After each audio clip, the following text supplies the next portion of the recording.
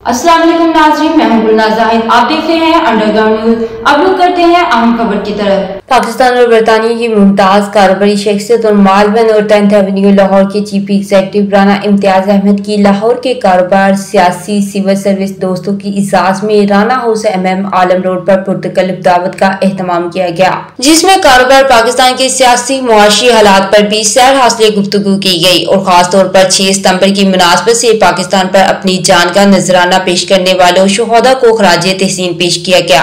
सबका कहना था कि पाकिस्तान दुनिया में कायम रहने के लिए बना है और पाकिस्तान तक क़यामत कायम रहेगा। उम्मीद करते हैं कि पाकिस्तान मौजूदा मुआशी हालात से निकलकर जल्द तरक्की की जानिब गामजन होगा।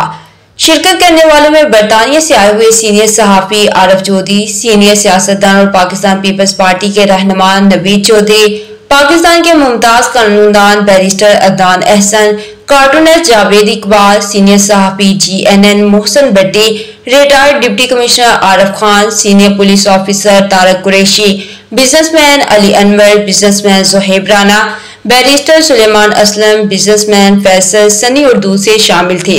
आखिर में मेहमानों की तवाज़िया मशहूर लाहौरी खानों से की गई। पाकिस्तान लाहौर से हमें रिपोर्ट कर रहे थे आरिफ चौधरी।